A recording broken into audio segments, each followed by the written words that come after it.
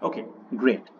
So I hope you all are doing well, and I hope some of you have started practicing mindfulness or have just given it a try, and maybe it helped you, or maybe it did not help you, or maybe you could not focus, and that is the part and parcel of this process into this journey of mindfulness.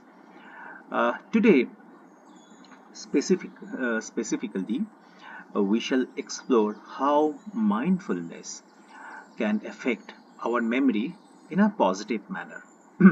We have discussed different benefits earlier of mindfulness, like it can reduce stress and anxiety, it can improve our sleep, it can improve our focus. We have a full session that how with the help of mindfulness we can increase our concentration, we can increase our focus, and which is very important in today's life, no matter what we are doing, whether we are studying or we are doing job or we are doing our business or we are practicing any kind of art form.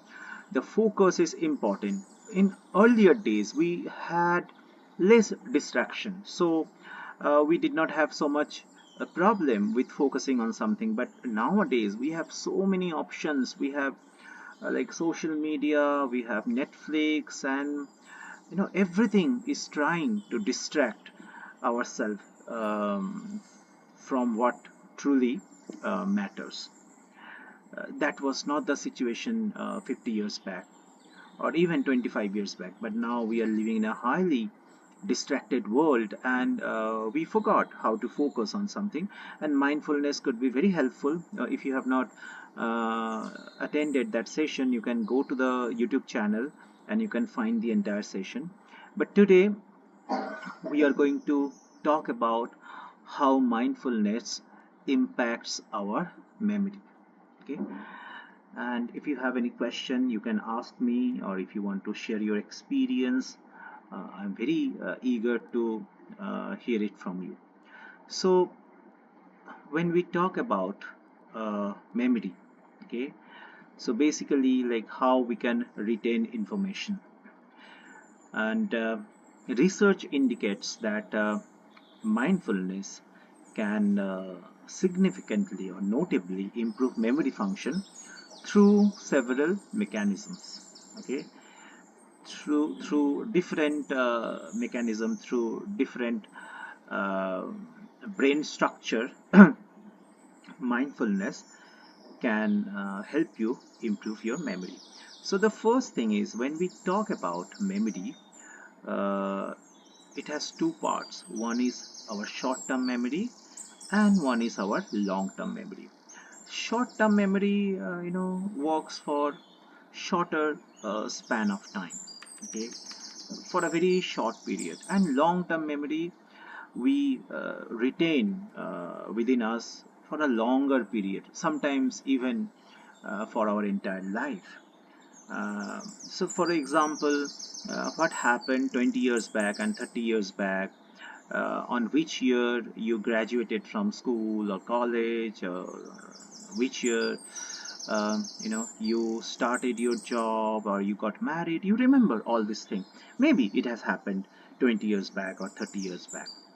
And the short term memory is like what you had in your breakfast today, or maybe shorter than that, not even like that. Maybe the kind of advertisement you have seen 10 minutes back when you are watching your television. So short term memory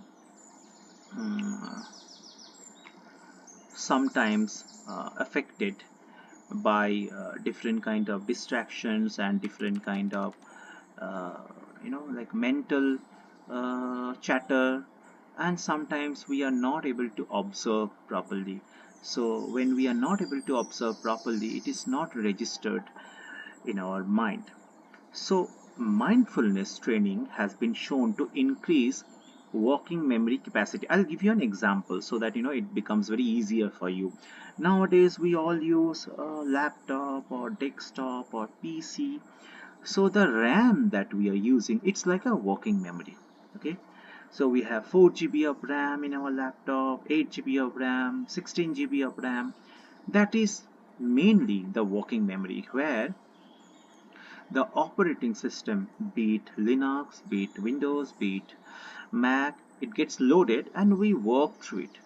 Operating memory, working memory is very important when we are working on something, when we are studying something, when we are trying to focusing on something, or when we are speaking. When we speak, that time also working memory is needed. So mindfulness has it has been shown, it has been like research shows that mindfulness increases our working memory capacity. And working memory is basically the ability to hold and manipulate informations, consolidate informations, deduce information in the mind for a short period. There was a study which was published in consciousness and cognition. You can Google it up if you want to learn it more. The study was published in a journal called Consciousness and Cognition. They have found that those people who meditated for just 20 minutes a day, okay, daily, those people who have meditated for 20 minutes of day for around 4 to 5 days, they have exhibited significant improvements in working memory. Okay, this has been researched. So only by meditating for 4 to 5 days, they have found that their working memory has been improved. Okay, the journal is Consciousness and Cognition. You can check it out. The second thing through which mindfulness impacts our memory or to ability to retain information, that is when we practice mindfulness, after few days the mind wandering become less. It doesn't happen overnight. Okay, once we sincerely practice mindfulness for a month or two, we will see that mind wandering means I'm trying to focus on something, but my mind has gone to some past incidents. Or maybe I'm trying to focus on something, my mind has gone to some future event. Maybe I'm worrying about the future, or maybe I'm regretting about the past. I'm trying to remember something. I'm trying to think next week how I will which movie we will go, or maybe like how I will pay my bills, and all kind of things. So our mind wanders from one place to another place. So the other day, I think Sunny was, or someone else was saying that our mind is like a monkey mind. In ancient Eastern religions, yes, our mind has been considered as monkey mind, just like a monkey jumps from one branch of a tree to another. Similarly, our mind wanders from past to future, from future to past. So this mind wandering become less when we practice mindfulness for some time. Okay, and because of this mind wandering, sometimes we become forgetful. So mind wandering is a common cause of forgetfulness. Okay, so by anchoring our attention to the present moment, it prevents distractions, and it actually improves our focus on the task at hand, or something which we are watching, or something which we are reading. And it allows the better encoding of informations into memory. So two-way it helps. One is it enhances our working memory capacity, and the second is it reduces mind wandering. Okay, now the second point, and this is from the neuroscience. Okay, it has been found that mindfulness increases hippocampal volume. Okay, so there is a region in our brain which is known as hippocampus. Okay, and hippocampus is responsible for, or it's a very crucial region for memory formation and retrieval. Okay, so in hippocampus, our memories are formed and retrieved. Now, it has been found through research that mindfulness um, increase, like this particular hippocampus region has been found to increase in size with mindfulness practice, and like more gray matters has been found in this hippocampus region uh, after a person has practiced mindfulness for some time, like uh, 6 to 8 weeks. Okay, and there was a research published in National Academy of Science, which actually discussed and demonstrated this mindful training, which led to increased hippocampal volume. So this is a very important finding, because it says that mindfulness actually changes our brain structure. Okay, so through mindfulness we are rewiring our brain, and our brain has structural changes, mainly in the hippocampus region, which is responsible for forming and retrieval of information. So this is another way through which mindfulness helps in in retaining our memory. The third uh, point is that uh, mindfulness is very effective in reducing stress and anxiety. So that is why, even if you go to any psychologist or psychiatrist for any anxiety issues, be it OCD or panic attack or anxiety disorder and depression, sometimes they can suggest you a therapy, and this therapy is called CBT, cognitive behavioral therapy, and mindfulness is one of the element of CBT. Many psychologists teach that. Okay, cognitive behavioral therapy, not only mindfulness, there are other things as well inside the cognitive behavioral therapy, but mindfulness is one of the element which they teach, so that naturally you can decrease your stress and anxiety. Okay, and there are many research also which has happened, like in one session I yes Liz, so true. So in one session I have told that there was one research which was conducted in Georgetown University, and the researcher was probably, her name was Elizabeth Voge, and she did a research on some people who was suffering from anxiety disorder or some kind of stress disorder, and they have found after 8 weeks, those people who had medicine called escitalopram and those people who had practiced mindfulness without any medicine, both of them had similar improvements as per their anxiety scores. So their anxiety scores had decreased, but one group took medicine for 8 weeks, another group they did not take any medicine, and they achieved the same stress reduction. Okay, but without any side effect of medicine. So if you want to check that, you can go and Google Georgetown University Elizabeth Hoge, and you will find that information. It is available on the public domain. Not a very old research, probably it happened 2-3 years back. Okay, so we all know that, and it's proven by neuroscience, that mindfulness decreases our stress and anxiety.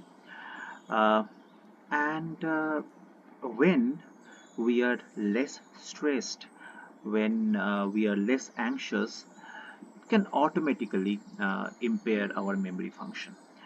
Due to stress and due to anxiety, sometimes we are not able to focus on things that happening in front of us, or the work that we are doing, or the the words spoken by people, some because of the stress. So when the stress is reduced, when we are calm and composed, automatically uh, uh, the information are registered in our memory. Another important part of mindfulness is it improves our emotional regulation. Okay, like mindfulness fosters our emotional regulation, preventing any emotional overwhelm that can interfere with memory consolidation. Now, it is, to be very honest, we are all emotional. There is no one in this world who is not emotional, and in my experience, I have seen that there are some people who says that, oh, I'm not emotional, oh, it doesn't matter to me, and those people are the most emotional. You must have seen some kind of people, maybe in your neighborhood, in your working place, in your schools or college, in your family, who says that, no, no, I'm not emotional at all, I am very practical. So we all are emotional, and that is the characteristics of human being. There is no human being without any emotions, but how we manage those emotions, and how we mitigate our negative emotions, and how we control, that actually matters. And there is a whole new study on this particular thing, which is known as emotional intelligence. Many uh, there are many psychologists who is renowned for this particular subject called emotional intelligence.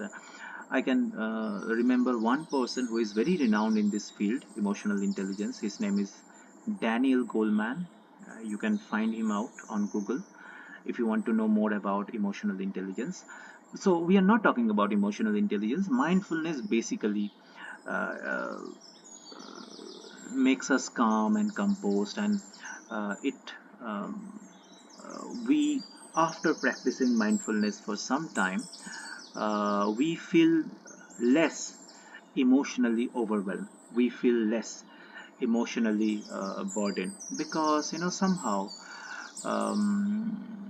it gets balanced, our emotion gets balanced, and we learn how to detach ourselves. He also writes article on LinkedIn. Oh, okay, okay, yes. So Lee said an nice information. So you can check LinkedIn. Like Daniel Goleman writes articles on LinkedIn. So yeah, yeah, he's a very nice person. I've never met him, but I have seen a lot of videos of Daniel Goleman, and he's one of the pioneer of this study called emotional intelligence, emotional EI, emotional intelligence. Okay. So mindfulness teaches us that how we can prevent emotional overwhelm or emotional burnout. Okay. Uh, now that is another part, another aspect through which mindfulness helps retaining our memory. The next thing is mindfulness cultivates self-awareness.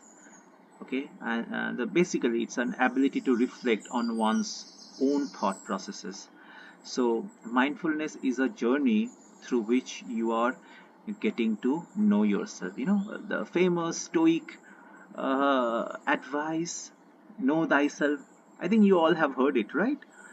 Know thyself. The famous stoic, like all Greek philosophers, and like all of them said that, know thyself.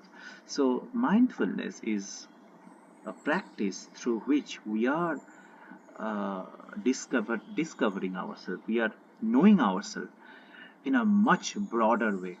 So we get to know what actually makes us happy, what actually makes us sad, what makes us productive, what makes us not so productive, uh, you know what are the things which matters in our life, not just the short term pleasure, but the long term happiness. And once we practice mindfulness, we are actually going deep within our psyche and finding out who we really are, not in a very spiritual manner, not like Buddha said, under the Bodhi tree and attain enlightenment. I'm not talking about those spiritual experience, but as a human being, uh, we are getting to know ourselves much better. Okay, fine. Now, next point is mindfulness improves sleep quality. Okay, now I don't know whether you know it or not. Sleep is very important for consolidations of our memories. Okay, so during sleep, the brain process and stores information which we have learned during the day. Even I did not know about it, that sleep is so important for retaining the memory. And when we sleep, the brain processes those informations and store those informations that we can use as a long-term memory. Like even after 5 years, 10 years, we can remember it. But recently, I was reading a book. If you have interest on this particular subject called memory and how we can improve our memory, there is a book which I am reading right now, and the book name is Moonwalking with Einstein, and it is written by a writer called Joshua Ford. Joshua, Joshua Ford, F-O-E-R. So he actually so Liz has already read that book. Great, great. So he actually won the US National Memory Championship. In USA, there is a memory championships and they are known as mental athletes. So they do some kind of calculations, they remember volumes of data like 60, 70, 80, 100 names. Yes, yes.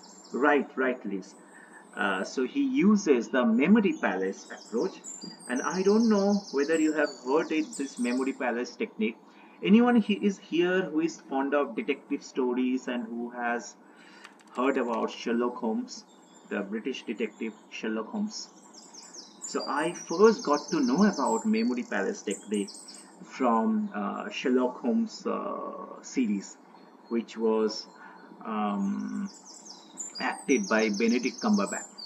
Okay, so you can check this book. I am just 25% through this book, Moonwalking with Einstein. I'm really liking this book.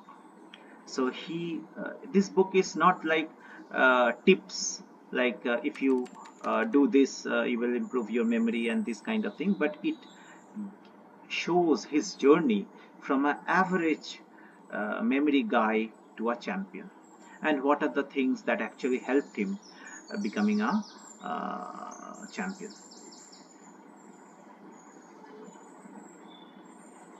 Oh, okay, that's great. I need to I need to explore Lee's your place. I'm not getting enough time, so maybe I will take a full day and I will explore your sim. Okay, great. So I will check it. So memory palace is a technique through which we retain informations and we can remember pretty fast. Great. Okay. So it improves sleep quality, and there are some mindfulness which we do. And even if you practice mindfulness while sitting on bed, there are chances you might have a very good sleep, and nothing wrong in that.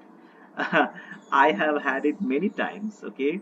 Because when we practice mindfulness, naturally your anxiety, your stress, your overthinking, and like wandering from past to future, future to past, it goes down, and naturally we fall asleep.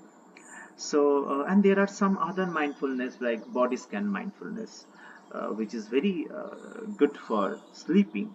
So, since mindfulness affects the sleep quality in a positive manner, so that also indirectly help our memory.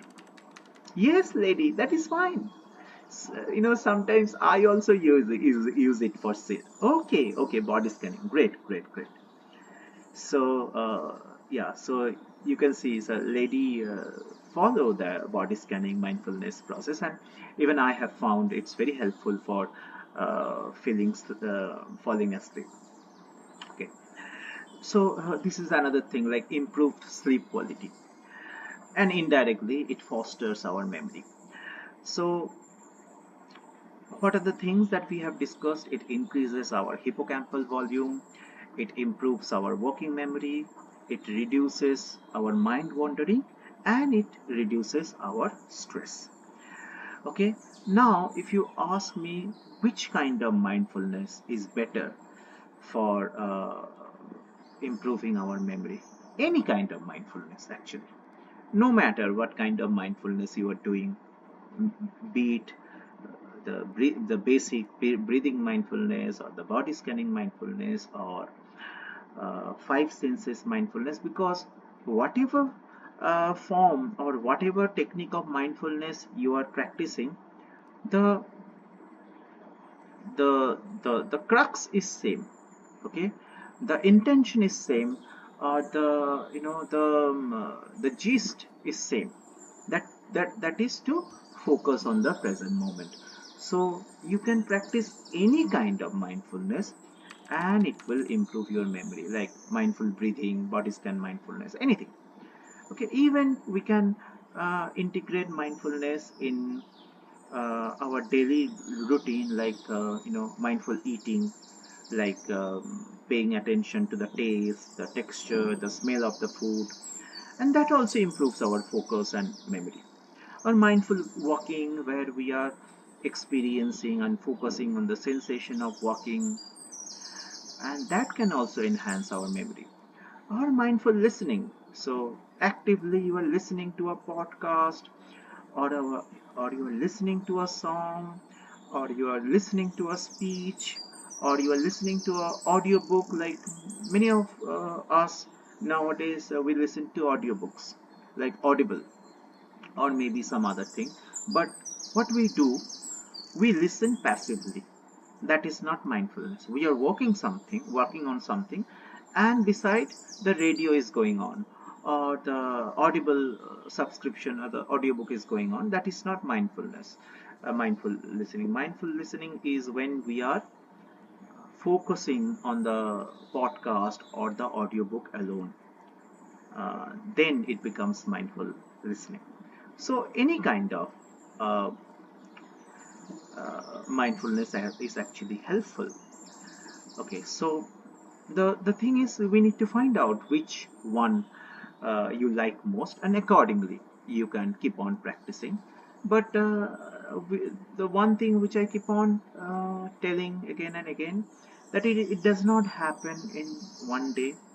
We have to invest our time, just like when we learn a musical instrument or we learn a new language. We do not become a pro just within 1 month, or we do not become a pro within 1 week. It takes time.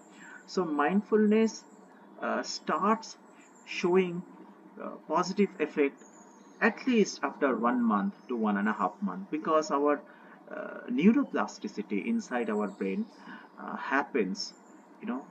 It starts, the process gets started just after 4 5 days. But to get the benefits of mindfulness, we have to keep on practicing it for at least 1.5 months and 2 months, and because the brain wiring uh, takes place inside our brain, the new wiring, or we call it neuroplasticity, like synaptogenesis, neurogenesis. So these things takes time. Just in a single second, our brain is not going to get rewired. Okay, it takes time. So my request is to have faith in mindfulness, not a blind faith. Mindfulness is not a pseudoscience.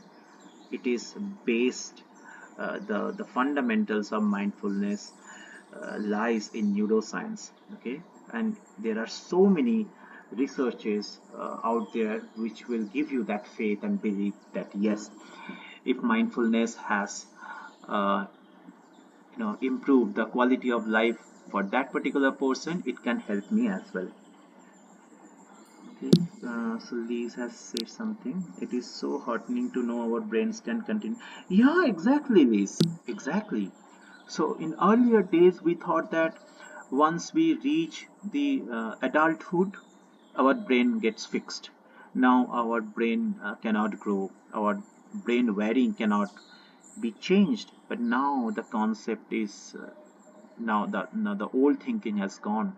Now we have found out our brain is constantly reshaping itself based on our experience and based on the things that we repeat in everyday manner. And a few days back, I found an article. I did not get the time to read it fully, but I have bookmarked it. And the article says that after uh, age 40, more rewiring takes place. So once we cross the 40th year of our age, the more rewiring, neuroplasticity, and rewiring takes place. So maybe later on I will go through that article and I can give you a summary that what that article talked about. And if you want to know more about the relationship between mindfulness, yeah, sure, Liz, I will do that. And if you want to know more about how mindfulness affects our memory, I cannot give you one single link where you can get all the articles and something, but there is one scientist you can Google, and you can search or you can study her work, and her name is Dr. Sarah Laser. Okay, I will, and she's from Harvard Medical School. So she had some fascinating study on this particular subject called mindfulness. So you can Google her up, Dr. Sarah Lizard, and just go through all the research that she has conducted. And she even had spoken in TED Talk, and you will find so many different kind of videos on YouTube, and where you can find out more information about how mindfulness affects our memory. Okay, so that was today's session. Now if you have any questions or if you want to share your experience, please do that, because I also learn from you. Any questions, or if you would like to share anything?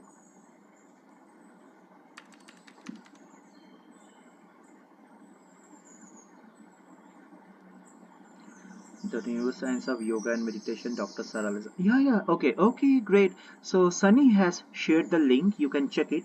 So this is the person. So she has done so many researches on mindfulness, and it has been documented and it has been published in different journal. You can check it.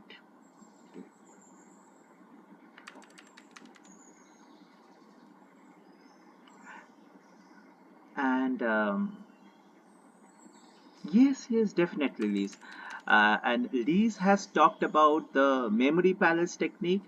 I know some of it, but I have not studied in details. I'm still reading that book, Moonwalking with Einstein. But if you all want one session, I can try to, explore this particular topic called memory palace.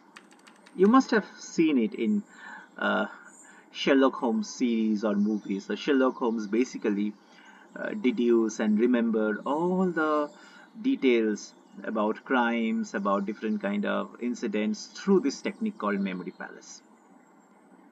So in one session, I will just try to explain what is memory palace and how it works. Okay. Any question related with today's session? Any point if you want? Yeah, sure, Liz. Yeah, it would be fun for me as well. So any point which you have not understood, or any point you want me to cover once again, repeat once again, I'll be very glad to do that.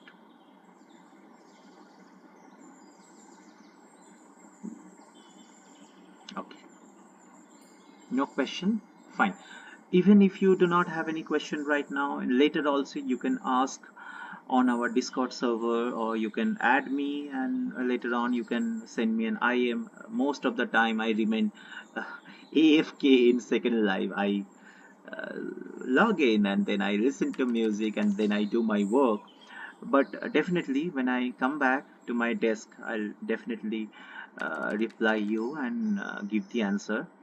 And also I have started doing one thing. Many of you here who has attended some sessions about different topics of mindfulness, but maybe you do not know some mindfulness techniques, just like I said, breathing mindfulness, body scan mindfulness, or five senses mindfulness. So I am planning to give a session like a 40 to 45 minute session covering all these three basic mindfulness technique, and I have shared with my group as well. So anyone, if you want to know that, if you want to attend that session uh, covering the fundamentals of mindfulness, where I'm going to demonstrate you how you can practice body scan mindfulness, breathing mindfulness, and five senses mindfulness, and the session will go on for another, like for around 40 to 45 minutes, and it is completely free. You don't have to pay any money.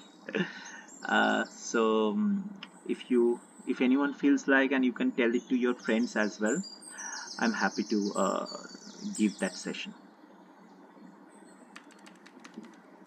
Yeah. Okay, so yeah, you're most welcome. You're most welcome, Sunny. You're most welcome, Liz, and everyone.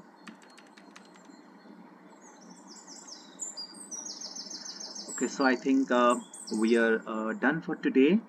Next Monday, again, we shall meet, and we shall explore a different topic. And I think Sunny already has shared the YouTube channel link. If you have not attended the past sessions, we have had around like 8 to 10 sessions here, probably. You can check those sessions as well. We have sessions on gratitude, we have session on focus, we have, yes, okay, okay, great, Sunny. We have sessions on loving kindness mindfulness, uh, and yeah, Liz, I will do that. So in advance, I will tell you the next Monday's topic, so that you can put that in a group, and you can invite people. Okay, lady wants to find us on Discord. So Sunny, can you share the Discord link to lady? She wants to join our Discord server.